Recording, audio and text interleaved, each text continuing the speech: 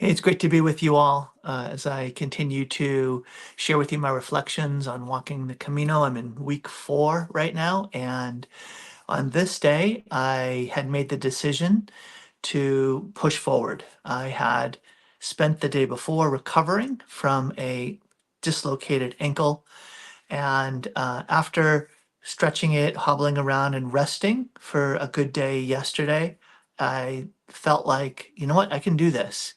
But I shouldn't push it. I should choose a distance that is going to, again, move me forward without potentially putting me in like exacerbating or worsening the injury that was there. So again, learning that lesson early about respecting my body and not attempting to overdo it was an important one. Today, I'm going to talk about the importance of habits, the idea of establishing sort of habits in our lives, our customs, the way that we live our day-to-day life, can be extremely important in our life of faith, right? So one of the things that is becoming more apparent, and I'll share a reflection on this later on, is that Jesus is the way, the truth, and the life.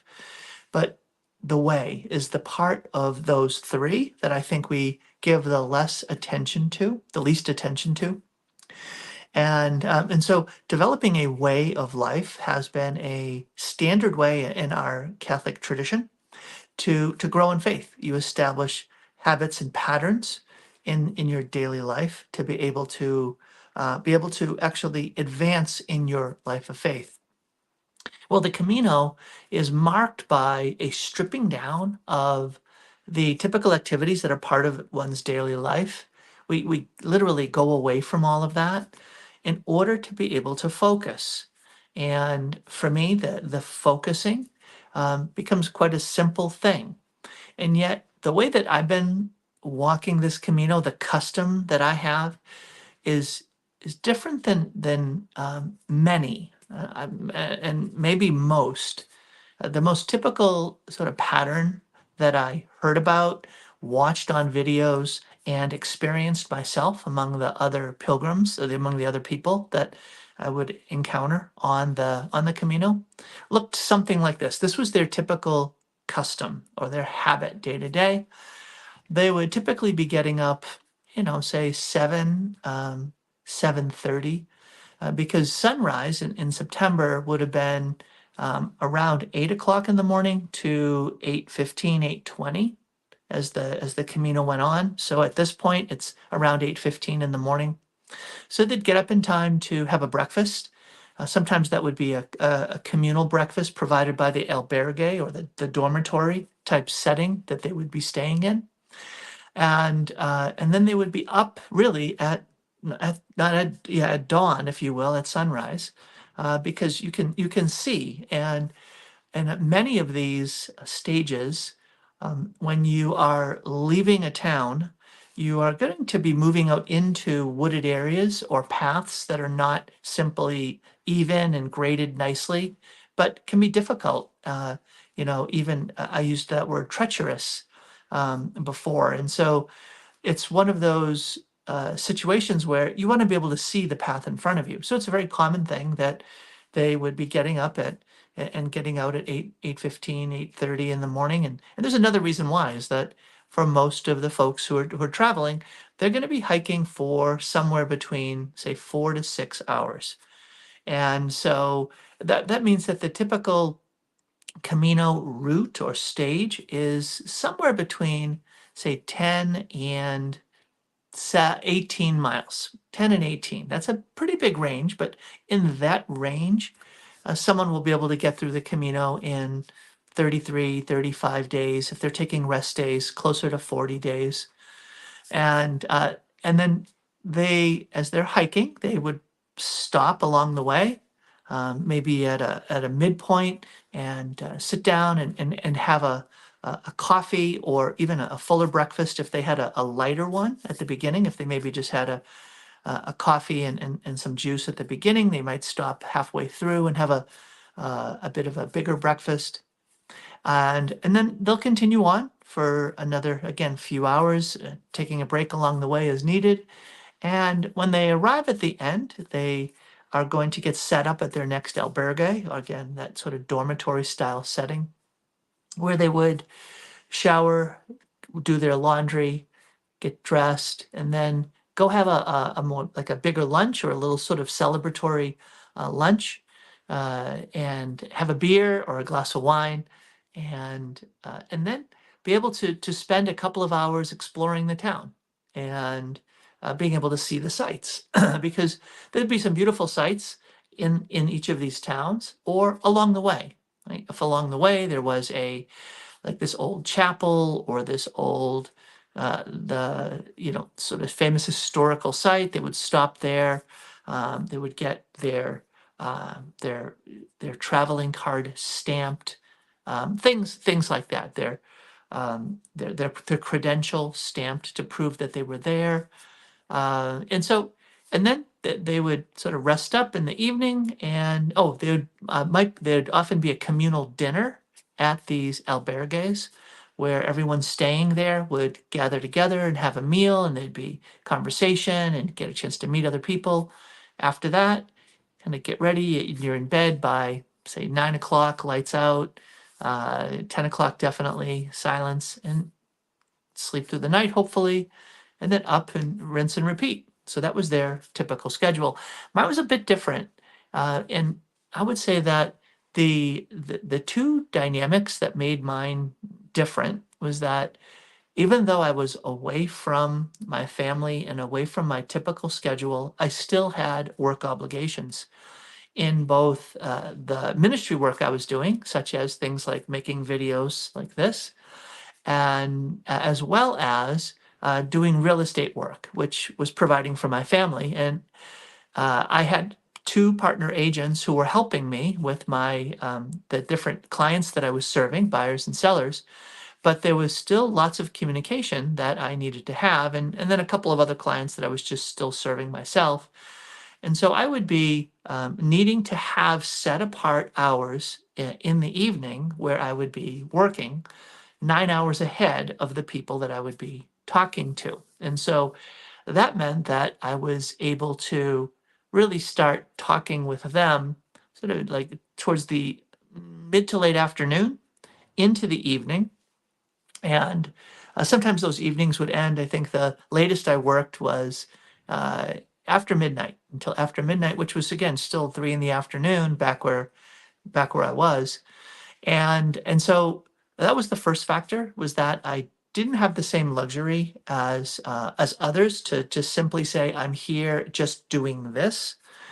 And so that impacted my ability to stay in dormitories or in these albergues, because I would have day-to-day work that I needed to do, and that meant I needed the space to be able to have these more extended conversations. And so that meant I would be staying in private rooms.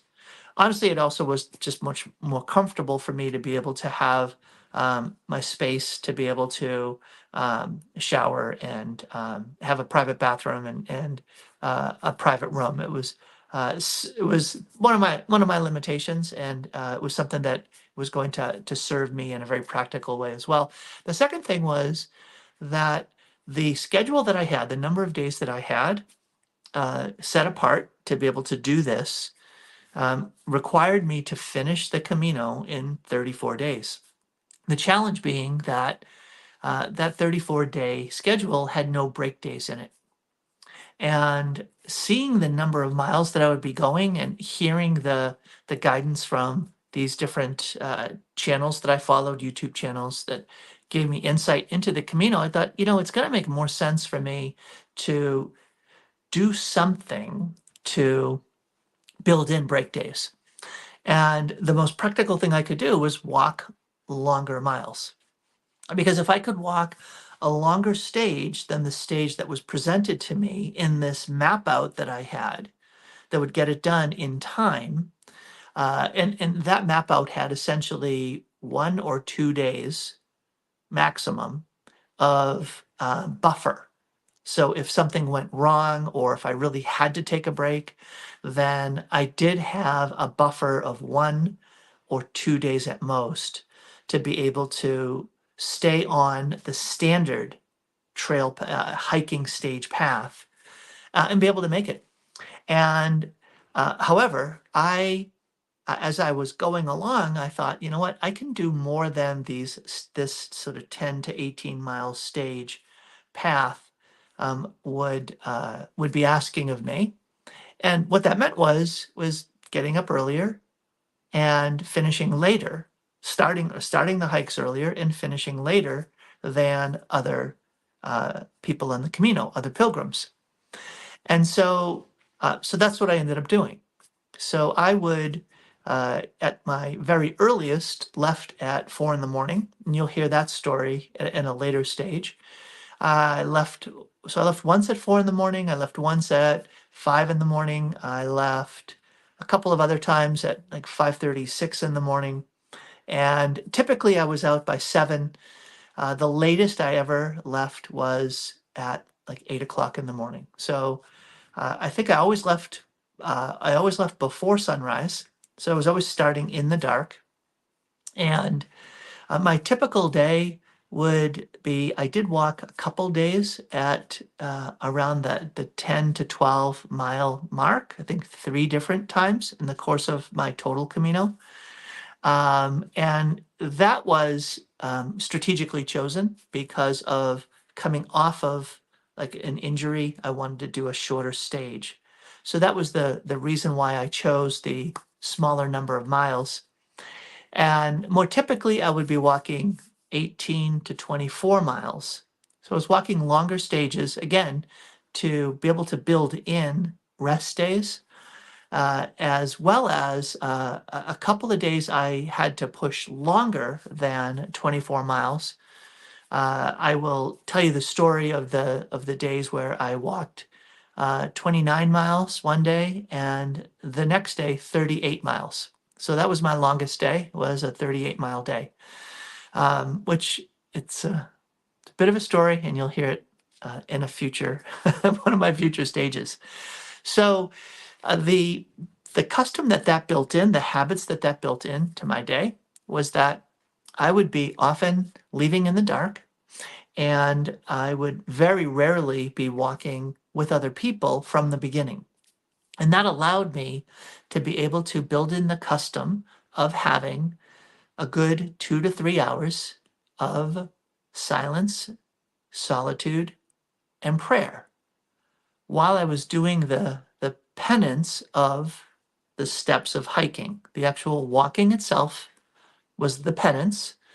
And then the prayer was I was praying 20 decades or more of the rosary. And you heard me talk about that.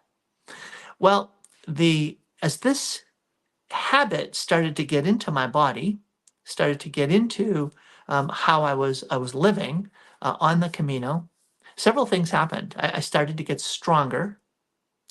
And that was one of the things that I shared with you earlier, that one of the other people in the Camino shared, do you have an insight? And the other one was, yeah, remember, as you go along, you're going to get stronger. And it's true, I was getting stronger. I was losing weight because of how I was eating, especially now in these stages as I was consciously incorporating more fasting or simplifying my eating by stripping out foods that were going to potentially keep the weight on, right? So getting rid of bread, getting rid of alcohol, getting rid of sugar, adding sugar, that is. So just whatever natural sugars were in fruits, and even eliminating fruits and orange juice that were very, very high in sugar, and going to um, fruits and options that had a lot less sugar in them. I was losing weight. I was gaining muscle. I was gaining endurance. And so the habit of walking these distances was growing in me. And the same was true regarding prayer. So you might think to yourself, goodness, I can't imagine praying for 2.5 hours. And how do you actually pray a rosary that lasts 2.5 hours? And the answer was I would be praying less about finishing the 10 Hail Marys in a decade, and it was much more about praying for a particular child of mine or Carrie and focusing on that mystery of the rosary as it related to the life of that child. And that itself was so transformative. I had shared in an earlier reflection about how when I would be praying, I did it on a rotating basis. And so on Monday, Carrie had, say, for instance, the first two joyful mysteries, because I had 10 that I was praying for. In 20 decades, it's two a day, right? Two mysteries per family member. And so I'd pray for Carrie for the joyful, the Annunciation and the Visitation, and then the next day she would be the birth of Jesus and the Presentation, the third and fourth, and then the fifth and the first luminous mystery, etc.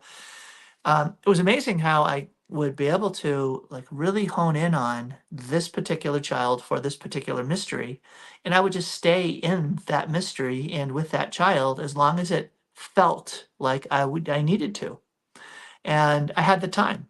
And so why don't I peacefully continue to pray for that child for that mystery until I get that inner sense that I can move on now to the next child and the next mystery. And so that's how it ended up expanding. And if I would end up sort of mindlessly going through a mystery, I told you what I did, I'd go back to the beginning and said, the Lord, you deserve better, and my kid deserves better. And so my routine was that I would be praying, 20, 30, at least 20 Hail Marys for each of these kids, peacefully, slowly praying through for each of the mysteries. Now, I say that very casually because it just got built into me. It became the habit. I do remember at times before this habit was more strongly established in me, and hear this, this is so important for you. As you're developing a way of life for your life, as a way of life for you, uh, as you are doing the difficult thing, as you're doing the spiritual discipline that is asceticism, that it's a spiritual training for you, or it's going to bring about a mortification, a dying to yourself, you'll experience resistance. You'll experience a part of yourself that says, I don't want to do this. I'd rather do something more fun. I'd rather do something that was easier. And so whether that for me was, I want to sleep in. I want to sleep longer. I don't want to get up earlier and walk in the dark, especially when the weather's bad, or getting outside. I don't want to pray for 3 hours or 2.5 hours by myself. I would rather talk to people, or listen to a podcast or an audiobook, or listen to just, again, I would let me leave in the sunlight and go with somebody else and just sort of enjoy the day. And that's where the habit comes in to keep you moving forward. And so I would sort of smile at myself when I would like be launching out for the day. I would start with that morning offering, where I would offer to God the entire day, every step of it, as an act of penance and prayer for my family, to lead and provide and protect them. And then for other intentions, for the people that have asked my prayers, for the people that I've met on the Camino and had significant interactions with, as well as for souls that were near to death and far from God, right? So these were the ones that I was carrying with me, and the ones I was doing this for. And so as I would do that and I felt this resistance, I just kind of smiled at it. I'm thinking, that's all you have, inner resistance? That's the strongest wall that you're going to put up to stop me from moving into my time of prayer? I'm just going to blow through this. I'm going to ignore the felt level, right? That's the flesh, right? The desire of the flesh was to do what's easy and comfortable and soft and nice, and I'm like, that's not why I'm here. Right? It's easy in the context of the Camino to say, I did not come all the way to Spain to walk this path, to be away from my family, to just do an easy thing. This is not why I'm here. And so in the context, that particular context, it was easier for me to just blast through that and just start praying. And sure enough, starting to pray the rosary and calling upon the saints that I would ask to intercede for me and accompany me in this rosary, the resistance would dissolve. It would dissolve, and the natural flow of entering into this time of prayer just came in. It reasserted itself. And so I share these things with you because right now, most of you, right, the incredible majority of you are in a life situation that involves some standard activities day to day. Now, those standard activities day to day are not likely going to be as focused and stripped down as walking the Camino. However, That doesn't mean that we can't pay attention to the opportunities that God is giving us to be able to establish healthy patterns for us regarding how we are going to walk through the Camino of our lives. How are we going to walk through the day-to-day pilgrim journey that is ours as we are on this journey towards heaven? We are seeking his face. And so our day today, your day today, is going to be marked by your opportunity, the opportunity God's giving you to grow in holiness and to fulfill your God-given mission, to become more fully the saint God intends you to be, as well as to do the things God intends you to do. So within the flow of the habits that God is going to give you, that God has placed in front of you, the day-to-day activities, right? The duties of your state in life is the traditional language. God is going to meet you there to give you the grace to grow in holiness. And so the first part of that I'm going to encourage you is establish that time where you're going to get up in the morning, where you have the window to pray. You have that window to pray peacefully. And that probably means extensively, not just a quick 5 minutes. If you're saying to me right now, Tom, I only have that quick 5 minutes in the morning because of the things I have to get done, then I say to you, great. Pick that time when you get up and you only have 5 minutes and say, when I wake up at this time and I get 5 minutes because of everything else that flows from that, what am I going to tell you? Get up 45 minutes earlier. Get up an hour earlier. And all of a sudden now, that excuse goes away because you now have that hour or that 45 minutes stacked up in front of the time that you've said, I only have 5 minutes and then I've just got to move through the things that are in my day. Well, the very easy thing to say, well, if I do that, I won't get enough sleep. Well, then what's my simple, practical answer for you as well? Go to bed earlier. Go to bed earlier. And all of a sudden now you'll have the same amount of sleep and you'll be able to have that time for praying in the morning. Now, this is going to then bump up against another routine, but that means that I'm going to miss out on the routine things that I'm accustomed to doing later in the evening before I go to bed.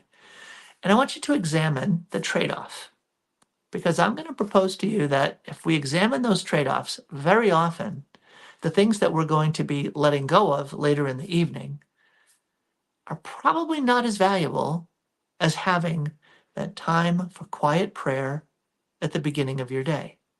It's probably going to mean missing out on streaming some video series or watching a TV series or uh, doing other things that, let's just say, have less spiritual value to you as you're walking your Camino life than the things that you're doing at the end of your day. Now, one last little proviso.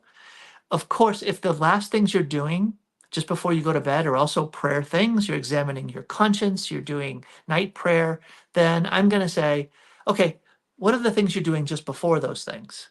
Because you're going to eventually bump up against the things where, you know what, there's time that I have in my life that I can make, I'm going to need to make for God in order to establish a habit in my life that will allow me to go deeper into my life of faith with the Lord. So the other side of it would be to look in the morning and say, what are you actually doing in the morning that is that critical?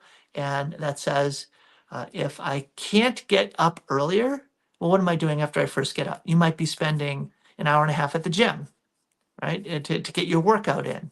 Well, then it's going to be a matter of saying, how do I incorporate a spiritual dimension during the time of the workout? Like I would get up and I would walk while I would pray. And it's going to be harder to actually exercise vigorously and pray at the same time. Not impossible, but more difficult.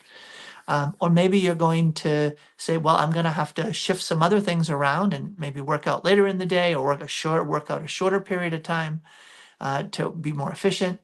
But whatever you need to do, battle and fight for that establishment of a way of life, a custom of life that will allow you to see more clearly and simply these core focuses that will allow you to grow in holiness and fulfill your God-given mission.